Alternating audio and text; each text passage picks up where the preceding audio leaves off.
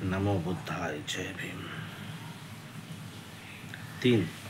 तथागतांनी स्वतः अथवा धम्माबाबत देवत्वाचा दावा केला नाही.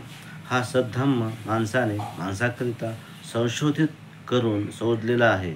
हा धम्म आपोआप अपौरुषे प्रकट झालेला नाही. 1. प्रत्येक धर्माच्या संस्थापकाने आपण किंवा आपली शिकवणूक दैवी असल्याचा हक्क सांगितला आहे. मोजेसने आपली उत्पत्ती दैवी असल्याचे म्हटले नाही, परंतु आपल्या शिकवणुका मात्र दैवी असल्याचे म्हटले आहे. त्याने आपल्या अनुयायांना सांगितले आहे की दुधामधाच्या प्रदेशात ज्यांना जायचे असेल त्यांनी ही शिकवणूक मान्य केली पाहिजे, कारण ती जिहोवाची म्हणजे ईश्वराचीच शिकवण आहे. येशू ख्रिस्ताने आपण देवपुत्र असल्याचे स्वतःच सांगून दैवीपणावर हक्क सांगितला आहे. स्वाभाविकपणे त्याची शिकवणूकही दैवी झाली आहे. कृष्ण तर म्हणत असे, मी स्वतः देव आहे आणि गीता हा माझा शब्द आहे.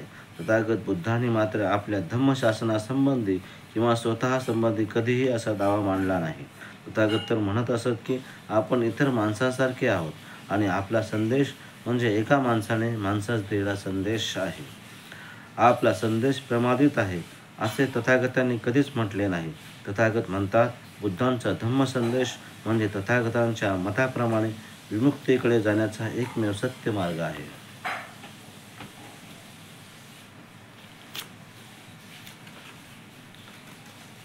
त्याचे अधिष्ठान म्हणजे जगातील सर्व माणसांचा जगासंबंधीचा अनुभव. तथागत म्हणत असत की धम्मात कितपत सत्य आहे हे पाहण्यासाठी त्यासंबंधी कोणताही प्रश्न विचारायला आणि त्याचे परीक्षण करायला सर्वांना स्वातंत्र्य आहे. कोणाही धर्मसंस्थापकाने आपल्या धर्माला अशा प्रकारची कसोटी लावण्याचे आव्हान दिलेले नाही. भाग 2. तथागत बुद्धांच्या धम्मासंबंधी विविध दृष्टिकोन. 1. इतरांच्या मताने बुद्ध काय शिकविले? तथागत बुद्धांची शिकवणूक कोणती?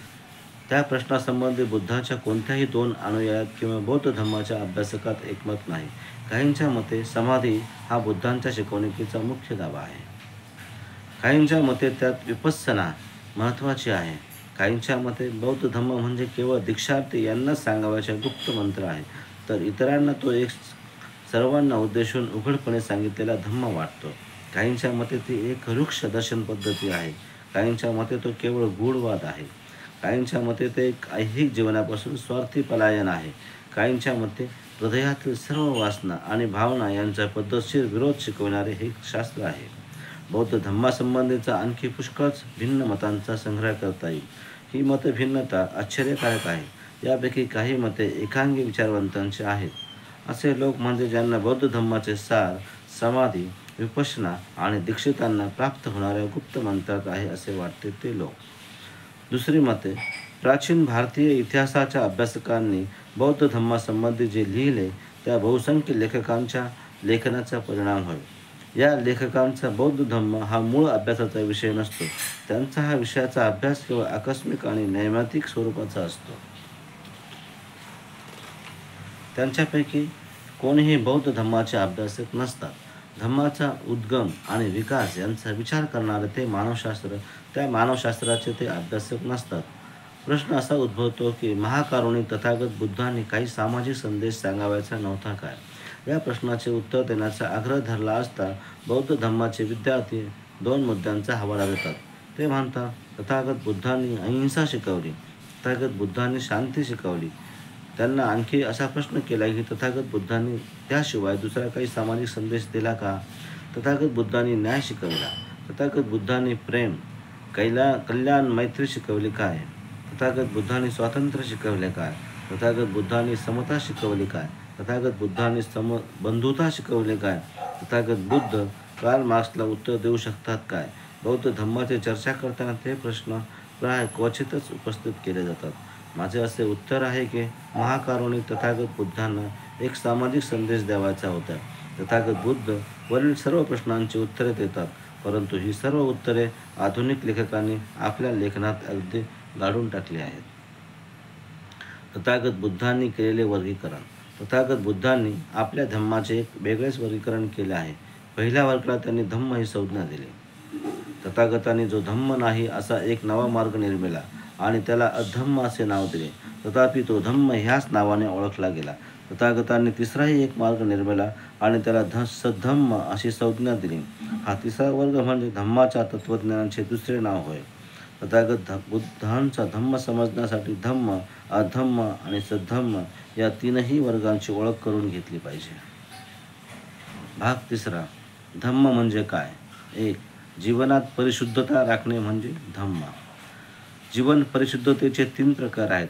आणि ध्येय परिशुद्धता म्हणजे काय? माणसाने हिंसा, चोरी आणि मिथ्याचार यांच्यापासून विरहित होणे याला ध्येय परिशुद्धता म्हणतात. वाणी परिशुद्धता म्हणजे काय? वाणी परिशुद्धता म्हणजे असत्य भाषणापासून विरत होणे. आणि चित्त परिशुद्धता म्हणजे काय? चित्त परिशुद्धतेत भिक्षूला इंद्रियासक्ती झाल्यास कळते की आपल्यामध्ये वैश्विक इंद्रियासक्ती उत्पन्न झाली आहे, आणि जर तशी उत्पन्न झाली नसेल तर तेही त्याला कळते. त्याप्रमाणेच आता उत्पन्न न झालेली इंद्रियासक्ती कशी उत्पन्न होते आणि तशी उत्पन्न झाल्यावर तिचा त्याग कसा करता येतो आणि अशी कोणत्या प्रकारे पुढे कधीही उत्पन्न होणार नाही हे सर्व त्याला कळते. त्याच्या ठिकाणी द्वेष उत्पन्न झाल्यास त्याला कळते. त्याप्रमाणे द्वेषाचा उद्भव, त्याचा त्याग आणि भविष्यात द्वेष कसा उत्पन्न होणार नाही हे सर्व त्याला कळते. त्याच्या ठिकाणी आळस, तंद्रा, चंचलता, उत्तेजकता, शंका, गोंधळ उत्पन्न झाल्यास त्याची त्याला जाणीव होते. त्याप्रमाणे या सर्व मानसिक दुस्थितीचा उद्गम कसा होतो, त्याचा त्याग कसा करता येतो आणि तदविरहित चित्तस्थिती कशी साधायची असते यांचे ज्ञान असणे म्हणजेच मानसिक परिशुद्धता.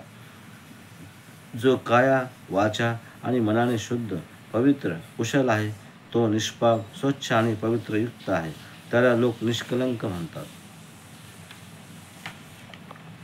परिशुद्धतेचे 3 प्रकार आहेत. कायेची, वाचेची आणि मनाची परिशुद्धता. कायाची परिशुद्धता म्हणजे काय? काया परिशुद्धतेत मनुष्य हिंसा, चोरी, इंद्रियजन्य लालसा यापासून परावृत्त होतो, याला काया परिशुद्धता म्हणतात. वाक् परिशुद्धता म्हणजे काय? वाक् परिशुद्धतेत मनुष्य असत्य आणि व्यर्थ बडबड यापासून दूर राहतो, त्याला वाक् परिशुद्धता म्हणतात. मन परिशुद्धता म्हणजे काय? मन परिशुद्धतेत मनुष्य लोभ, द्वेष, मोह यापासून परावृत्त होऊन सम्यक दृष्टी धारण करतो, याला मन परिशुद्धता म्हणतात. परिशुद्धतेचे हे 3 प्रकार आहेत. 5 प्रकारच्या दुर्बलता आहेत, त्या साधनेला बाधक ठरतात. त्या कोणत्या? जीवहिंसा, चोरी, काम, मिथ्याचार, असत्य भाषण, निष्क्रियता वाढवणाऱ्या मद्याचे सेवन. ह्या 5 दुर्बलता साधनेतील अपयशाची 5 कारणे आहेत. साधनेतील ह्या 5 बाधा दूर केल्यावर 4 प्रकारच्या स्मृती उपस्थानांचा मनात उद्भव घडला पाहिजे. पहिल्या सावधानतेत काया स्मृतीत भिक्षू ऐहिक जीवनातील सर्वसामान्य असा लोभ आणि असंतोष यावर मात करून प्रयत्नपूर्वक, जागरूकतेने आणि स्वाधीन चित्ताने कायाला ती केवळ काया असे चिंतन, निधिध्यास करीत जीवन व्यतीत करतो. दुसऱ्या सावधानतेत वेदनांना त्या केवळ वेदना आहेत असे चिंतन, निधिध्यास करीत जीवन व्यतीत करतो. तिसऱ्या सावधानतेत चित्त हे चित्त आहे असे चिंतन, निधिध्यास करीत जीवन व्यतीत करतो. चौथ्या सावधानतेत चित्तात उत्पन्न होणारे विचार केवळ चित्तधर्म आहेत असे चिंतन, निधिध्यास करीत प्रयत्नपूर्वक, जागरूकतेने आणि स्वाधीन चित्ताने सर्वसामान्य लोभ आणि असंतोष यांच्यावर मात करतो. जेव्हा साधनेतील 5 दुर्बलता दूर होतात तेव्हा 4 सावधानतांचा उदय होतो. घात 3 प्रकारचे आहेत. 1. शीलघात, चित्तघात आणि दृष्टीघात. शीलघात म्हणजे काय? जीवहत्या, इंद्रियासक्तीसंबंधी मिथ्याचार, असत्य भाषण, निंदा, कटू भाषण, व्यर्थ बडबड हे सर्व शीलघातात अंतर्भूत होतात. चित्तघात कोणत्या प्रकारचे असतात? लोभ आणि दृष्टपणा हे चित्तघात होत. दृष्टीघात कोणत्या प्रकारचे असतात? दृष्टीघातामुळे माणूस असा विकृत दृष्टिकोन स्वीकारतो की दान, त्याग, परित्याग यामध्ये काहीच गुण नाही. सदाचार आणि दुराचार यांना काही फल नाही की त्याचा परिणामही कळत नाही. इहलोक नाही की परलोक नाही, आई नाही की बाप नाही आणि प्राणीही स्वोत्पन्न नाहीत. या जगामध्ये ज्यांनी अत्युच्च शिखर गाठले आहे, पूर्णता मिळवली आहे, ज्यांना आपल्या आंतरिक शक्तीने या ऐहिक जगापलीकडल्या जगाची अनुभूती झाली आहे आणि जे त्या जगाच्या अस्तित्वाची घोषणा करू शकतात, असे श्रमण आणि ब्राह्मण या जगात नाहीत. असे जे समजतात त्या लोकांच्या ठिकाणी हे भिक्षू हो दृष्टिघात झाला आहे असे समजावे. भिक्खूंनो, शीलघात, चित्तघात आणि दृष्टिघात या 3 घातांमुळे प्राण्याला मरणानंतर दुर्गती प्राप्त होते. असे हे 3 घात आहे. भिक्खूंनो, लाभ 3 प्रकारचे असतात. ते म्हणजे शीललाभ, चित्तलाभ आणि दृष्टिलाभ. शीललाभ म्हणजे काय? हिंसा, चोरी, मिथ्याचार, असत्य भाषण, निंदा, कटू भाषण, व्यर्थ बडबड यांच्यापासून प्रावृत्त होणे म्हणजे शीललाभ होय. चित्तलाभ म्हणजे काय? लोभ आणि द्वेष यापासून दूर राहणे म्हणजे चित्तलाभ होय. दृष्टिलाभ म्हणजे काय? दान, त्याग, परित्याग यामध्ये काही पुण्य आहे. सदाचार आणि दुराचार यांची फळे आणि परिणाम भोगावे लागतात. इहलोक आणि परलोक आहे. आईबाप आणि स्वोत्पन्न प्राणी आहेत, ज्यांना या जगापलीकडे दुसऱ्या जगाची अनुभूती झालेली आहे आणि जे तशी त्याची घोषणा करू शकतात. असे श्रमण आणि ब्राह्मण आहेत. अशी दृढ समजूत म्हणजे दृष्टिलाभ. भिक्षूंनो, या समजुतीला दृष्टिलाभ म्हणतात. या 3 लाभांमुळेच प्राण्याला शरीर नाशानंतर सुगती लाभते. भिक्खूंना असे हे 3 लाभ आहेत. 2. जीवनात परिपूर्णता साधणे म्हणजे धम्म होय. 3 प्रकारच्या परिपूर्णता असतात: कायिक, वाचिक आणि मानसिक. मानसिक परिपूर्णता कोणत्या प्रकारची असते? आसवे अथवा चित्तमल संपूर्ण नष्ट होऊन ह्या जीवनात संपूर्ण चित्त विमुक्तीचा अनुभव घेणे. प्रज्ञेने आसवांपासून विमुक्ती मिळवून त्याच अवस्थेत सतत आचरण करणे यासच मानसिक पूर्णता म्हणतात. आणखीही पारमिता आहेत आणि तथागत बुद्धाने त्या सुबुतीला सांगितल्या आहेत. सुबुती बोधिसत्वाची दान पारमिता कोणत्या प्रकारची असते? तथागत सर्व गोष्टींच्या जाणीवांशी संबंधित विचारासह बोधिसत्व अंतर्बाह्य गोष्टींचे सर्व प्राणी मात्रांसाठी दान करतात आणि ते सर्वोच्च बुद्धत्वाला अर्पण करतात. इतरांनाही तशी प्रेरणा देतात. कशाबद्दलही त्यांच्या मनात आसक्ती नसते त्याला दान पारमिता म्हणतात. सुबुती बोधिसत्वाची शील पारमिता म्हणजे काय? तथागत या पारमितेत बोधिसत्व स्वतः सदाचाराची 10 पथ्ये पाळीत असतात आणि इतरांना तसे करण्याची प्रेरणा देतात. सुबुती बोधिसत्वांची शांती पारमिता म्हणजे काय? तथागत या पारमितेत बोधिसत्व स्वतःला सहनशील होऊन इतरांना तसे होण्याची प्रेरणा देतात. सुबुती बोधिसत्वांची वीर्य पारमिता म्हणजे काय? तथागत या पारमितेत बोधिसत्व 5ही पारमितांचा परिपूर्तीत अखंड मग्न राहतात आणि इतरांनाही तसेच करण्याची प्रेरणा देतात. सुबुती बोधिसत्वांची समाधी ही पारमिता म्हणजे काय? तथागत या पारमितेत कुशल आचरणाने बोधिसत्व ध्यानावस्था साधतो. तथापि बोधिसत्व शक्य असूनही तत्संबंधित रूप लोक ध्यानावस्थेत परत येत नाहीत आणि इतरांनाही बोधिसत्व तसेच करण्याची प्रेरणा देतात. सुबुती बोधिसत्वांची प्रज्ञा पारमिता म्हणजे काय? तथागत या पारमितेत बोधिसत्व कोणत्याही एका धर्मात मग्न न राहता सर्व धर्माच्या आवश्यक मूळ स्वरूपाचे स्वभाव धर्मांचे निधिध्यास चिंतन विधायकतेने करीत असतात आणि तसे करण्यास इतरांना प्रेरणा देतात. अशा पारमिताचे आचरण करणे यालाच धम्म म्हणतात. निब्बाण अवस्थेत जीवन जगणे म्हणजे धम्म होय. निब्बाणासारखे परमसुख दुसऱ्या कशानेही लाभत नाही असे तथागत बुद्धांचे उदान आहे. तथागत बुद्धाने शिकवलेल्या सर्व सिद्धांताचा निब्बाण हा केंद्रवर्ती सिद्धांत आहे. निब्बाण म्हणजे काय? बुद्ध प्रणीत निब्बाण हे बुद्धपूर्व लोकांनी सांगितलेल्या निब्बाणापेक्षा अर्थाने आणि आशयाने वेगळे आहे. बुद्धपूर्व लोक निब्बाण म्हणजे आत्म्याचा मोक्ष असे मानित असत. 4 प्रकारचा मोक्ष पूर्वी मानला जात असे. पहिला लौकिक म्हणजे खा प्या मजा करा या जड स्वरूपाचा, दुसरा योगिक, तिसरा ब्राह्मणी आणि चौथा औपनिषदिक. ब्राह्मणी आणि औपनिषदिक निब्बाण कल्पनेत एक साम्य होते.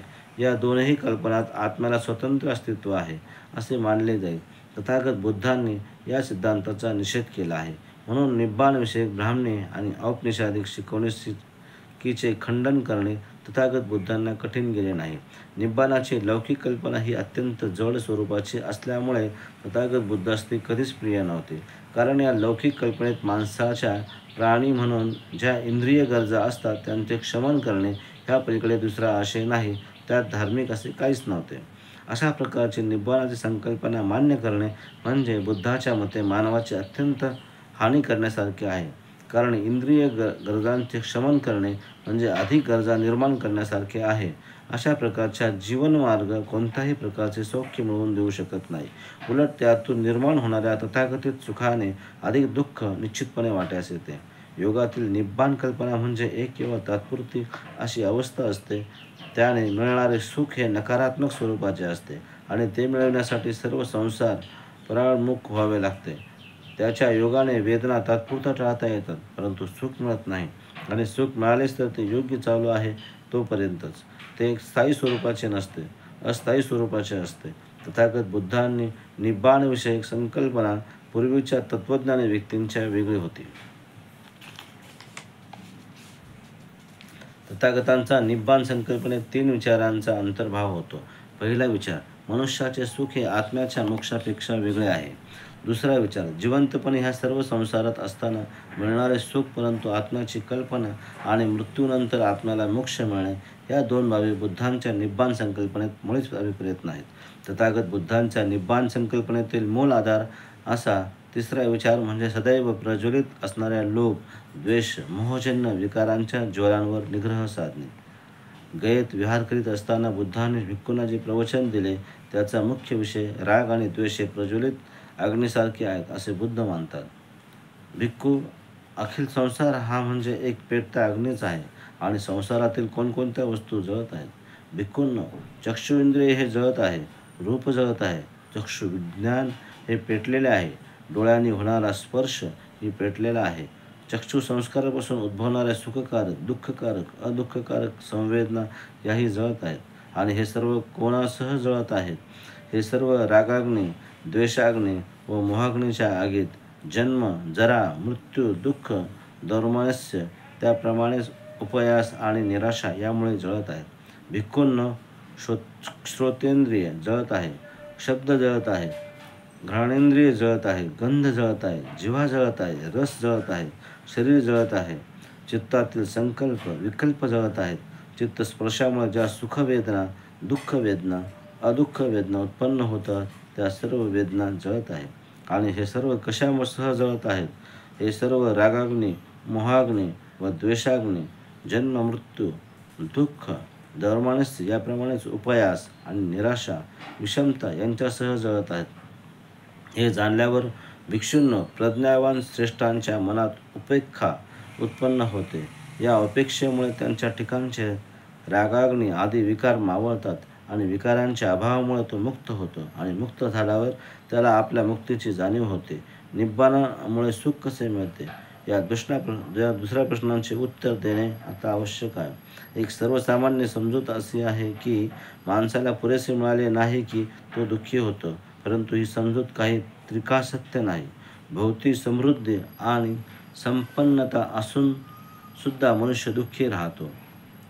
हा लोभाचा परिणाम आहे आणि लोभ हा गरीब आणि श्रीमंत या दोघांच्याही जीवनांचा शाप आहे. हा विचार भिक्खूंना दिलेल्या एका प्रवचनात तथागता बुद्धांनी स्पष्ट केला आहे. लोभाने लुब्ध आणि रागाने क्षुब्ध, मोहाने मूढ झाल्यामुळे माणसे स्वतःच्या व इतरांच्या दुःखाबद्दलचे विचार मनात घोळवू लागतात आणि त्यामुळे त्यांना मानसिक दुःख आणि पीडा अनुभवाव्या लागतात. परंतु जर लोभ, राग, मोह यांचा संपूर्ण उच्छेद केला तर माणूस स्वतःच्या दुःखाचे चिंतन करत नाही अथवा मानसिक दुःख आणि पीडा अनुभवत नाही. आणि असे झाले की बंधूंनो, ते हवेसे वाटणारे, आकर्षक आणि जे बुद्धिवान श्रावकांना साध्य असे ते निब्बाण भावी जीवनात नव्हे तर ते याच जन्मी हस्तगत होऊ शकते. माणसाला दग्ध करणारे आणि त्याला दुःखी करणारे असे दुःखाचे मूळ कशात आहे हे वरील प्रवचनात स्पष्ट झाले आहे. माणसांच्या रागद्वेषावर अग्नींचे रूपक योजून बुद्धाने येथे माणसाच्या दुःखांचे परिणामकारक स्पष्टीकरण केले आहे. रागद्वेषाच्या अधीन होण्याने मनुष्य दुःखी होतो. राग, द्वेष हे विकार म्हणजे मनुष्याच्या निब्बाण स्थितीपर्यंत पोहोचण्याच्या मार्गात अडचणी निर्माण करणाऱ्या शृंखलाच आहेत. ज्या क्षणी मनुष्य ह्या विकारांपासून मुक्त होतो त्या क्षणीच तो निब्बाण मार्ग आक्रमू लागतो. तथागत बुद्धांच्या मते ह्या विकारांचे 3 प्रकारचे लोभ, द्वेष व मोह किंवा अज्ञान आहेत. पहिल्या वर्गात तृष्णतेतून उद्भवणारे लालसा, मोह आणि लोभ हे विकार येतात. दुसऱ्या वर्गात विभव तृष्णेतून उद्भवणारे घृणा, क्रोध आणि द्वेष हे दोष येतात. तिसऱ्या वर्गात अविद्येतून उद्भवणारे जडता, मूर्खता आणि मूढता हे दोष येतात. पहिल्या व दुसऱ्या अग्नीचा संबंध भावना आणि दुसऱ्या संबंधाचा दृष्टिकोन आणि भूमिका यांच्याशी निगडीत आहे. तर तिसऱ्या प्रकारच्या अग्नी हा जे सर्व विचार सत्यापासून भिन्न असतात त्यांच्याशी निगडीत आहे. तथागत बुद्धांच्या निब्बाण सिद्धांताविषयी काही गैरसमजुती आहेत. निब्बाण शब्दांचा व्युत्पत्तीदृष्ट्या अर्थ फुंकर घालून मिसळणे किंवा मालवणे असा आहे. ज्या शब्दांच्या उत्पत्तीचा आधार घेऊन टीकाकारांनी निब्बाण सिद्धांत अर्थहीन बनविला आहे ते असे मानतात की निब्बाण म्हणजे सर्व मानवी विकार मालविणे आणि ही क्रिया मृत्यू समान आहे. असा चुकीचा व उपहासात्मक अर्थ लावून अज्ञानी टीकाकारांनी निब्बाण सिद्धांत हास्यास्पद बनवण्याचे प्रयत्न केला आहे. अज्ञानी टीकाकार लावतात तसा निब्बाणाचा अर्थ बुद्धांना अभिप्रेत नव्हता. हे जो कोणी अग्नी प्रवचनाचा भाषादृष्ट्या अभ्यास करतील त्यांच्या लक्षात येईल. अग्नी स्कंधोपम सुक्तात जीवन म्हणजे अग्नी आणि मृत्यू म्हणजे तो मालविणे असे म्हटले नाही. तिथे म्हटले आहे की रागाग्नी, द्वेषाग्नी आणि मोहाग्नी जळत आहेत. सर्व प्रकारच्या प्रवृत्तींना पूर्णपणे मालवून टाकावे असे अग्निसूक्त म्हणत नाही. ते एवढेच म्हणतात की पेटत्या ज्वलेला अधिक इंधन पुरवू नका. दुसरी गोष्ट अशी की टीकाकार निब्बाण आणि परिनिब्बाण यात भेद न करण्यात चुकले आहेत. उद्गारात असे सांगितले आहे, जेव्हा शरीर नाश पावते, पाहणे थांबते, संज्ञा नैश्य होतं, चलन वरणवादी क्रिया थांबतात, चेतना जाते, तेव्हा परिनिब्बाण घडते. परिनिब्बाण म्हणजे पूर्णपणे मालविणे, नाहीसे होणे.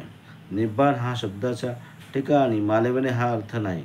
निब्बाण म्हणजे धम्म मार्गावर वाटचाल करता येईल इतका पुरेसा आपल्या प्रवृत्तीवर ताबा असणे.